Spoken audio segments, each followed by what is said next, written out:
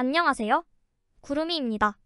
구독과 좋아요 부탁드립니다. 바이에른은 분데스리가 우승을 두고 2022년 9월 이후로 승리를 거두지 못한 레버쿠젠과의 경기에서 크로스바의 행운과 막판 노이어의 세이브로 무승부를 거뒀습니다.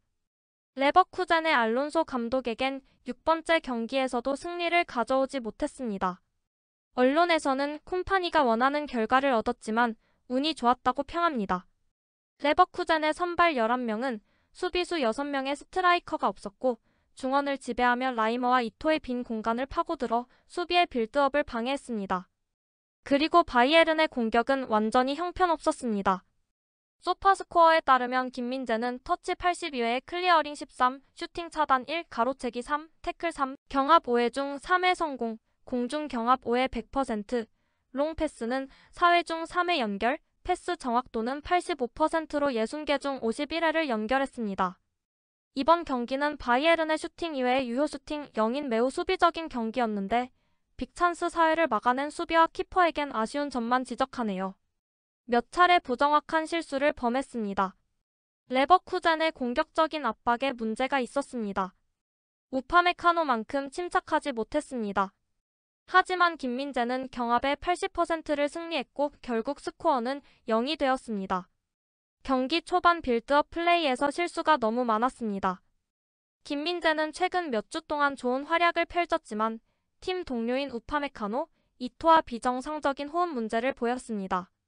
또한 비르츠에게 미드필더로 유인당해 이미 흔들리고 있던 바이에른 수비진에 틈을 만들어내는 모습을 반복적으로 보였습니다. 왼쪽 백으로서 김민재는 이토와 몇 차례 조율이 부족했습니다. 초반에는 빌드업에서 몇 차례 실수를 범하고 패스를 잘못하기도 했습니다. 반면 1대1 상황에서는 열정적이고 일관된 수비를 펼쳤습니다. 아킬레스건 문제에도 다이어를 대신해 1군으로 복귀한 한국 선수입니다. 김민재는 보통 항상 막을 수 없는 빠른 텔라를 상대해야 했습니다. 그리고 바이엘의 공격수를 상대로 18분에 중요한 블록을 해냈습니다.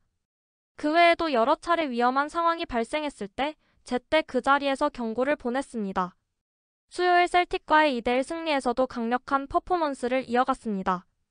우파메카노는 거의 모든 경합에서 승리했고 공중에서도 강했으며 중요한 공을 여러 차례 따냈습니다.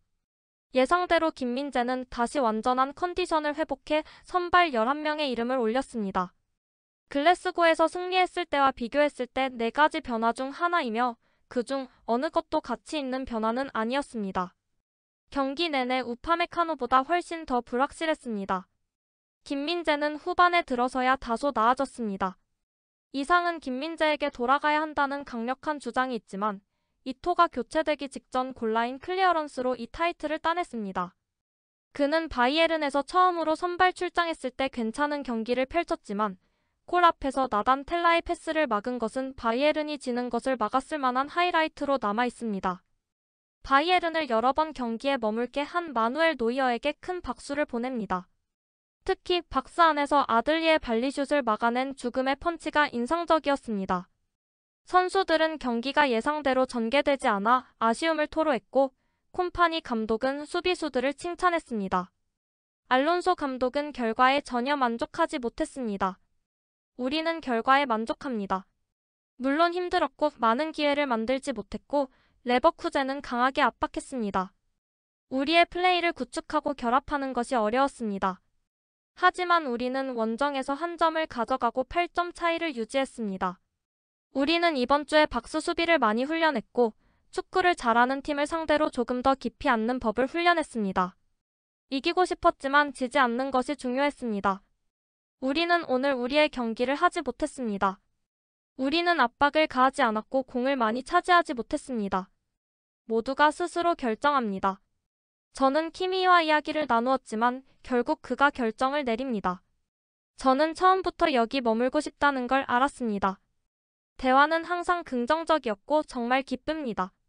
훌륭한 선수입니다. 함께 뛰는 것은 즐겁지만 맞붙는 것은 덜 즐겁습니다. 괜찮은 결과였고 좋은 포인트였습니다. 8점의 좋은 쿠션을 확보한 이 경기를 뒤로하고 이제 화요일 셀틱과의 2차전에 집중할 수 있습니다. 이상적으로는 항상 가능한 빨리 공을 압박하고 회수하는 것이 좋습니다. 하지만 한 팀이 플레이할 권리를 얻으면 우리는 수비를 해야 합니다. 오늘 레버쿠젠은 공을 정말 잘 관리하고 압박을 잘했기 때문에 우리는 수비를 해야 했습니다. 그런 의미에서 저는 우리 팀의 정신력과 수비에 대해 큰 칭찬을 할 수 있습니다. 우연히 8점 앞서는 게 아닙니다. 3일 전 글래스고에서 힘든 경기를 치른 후 해리와 자말이 함께 팀으로서 슛, 크로스, 수비를 막는 멘탈리티를 보여주지 않았다면 우리는 더 실망한 채로 이곳을 떠났을 것입니다. 우리는 이 경기에서 확실히 배울 것이지만 결과를 받아들이고 계속 나아갈 것입니다. 우리는 결과에 매우 만족합니다. 우리는 열심히 싸웠습니다. 수비하는 것은 우리의 전형적인 모습이 아니고 무승부를 위해 뛰는 것은 바이에른의 DNA에 없지만 레버쿠젠은 훌륭한 경기를 했고 우리에게 많은 것을 허용하지 않았습니다. 우리의 경기를 하고 싶었지만 이번 시즌 처음으로 그렇게 할 수 없었습니다. 레버쿠젠의 훌륭한 성과의 결과였습니다. 하지만 우리 팀의 정신은 옳았습니다. 우리는 강력한 바이에른 팀을 상대로 최고 수준에서 경기를 했습니다. 그들은 보통 상대를 무너뜨리지만 오늘은 그렇지 않았습니다. 우리는 많은 기회를 만들었고 강도도 좋았습니다. 우리는 모든 것을 제대로 했습니다. 골을 넣는 것을 제외하고요. 하지만 충분하지 않았고 우리는 결과에 만족하지 않습니다. 패배한 것 같아요. 우리는 훌륭한 성과를 냈고 많은 기회가 있었습니다. 그런 최고의 팀을 상대로 기회를 잡지 못하면 정말 씁쓸하죠. 오늘은 승리자로서 경기장을 떠났어야 했습니다. 레버쿠젠은 다잡은 경기를 놓쳐 아쉬워하지만 바이에른의 팬들은 결과보다는 과정이 마음에 안 듭니다.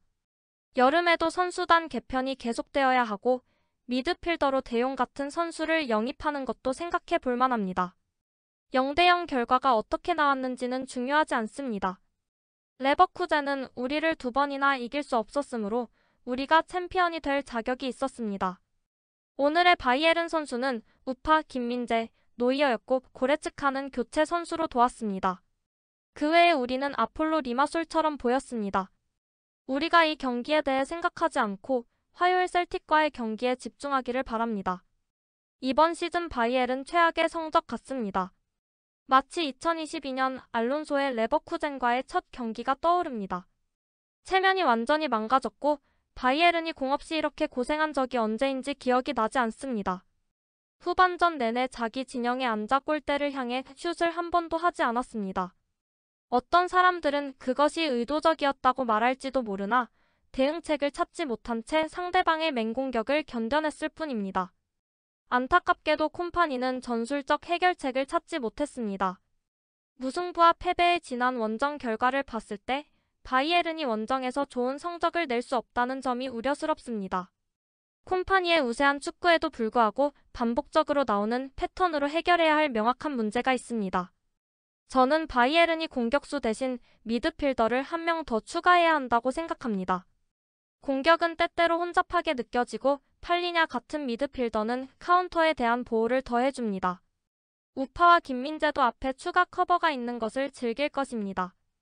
뽕 맞은 것처럼 편향된 생각들이 많네요. 셀틱을 지나 레버쿠젠과 다음에 마주하게 된다면 제정신인 베팅맨은 바이에른이 통과할 것이라고 돈을 걸지 않을 겁니다. 이 경기 때문만이 아니라 알론소가 감독이 된 이후로 치른 모든 경기 때문입니다. 구독과 좋아요는 제작하는 데 큰 힘이 됩니다. 감사합니다. 다음에 또 보아요.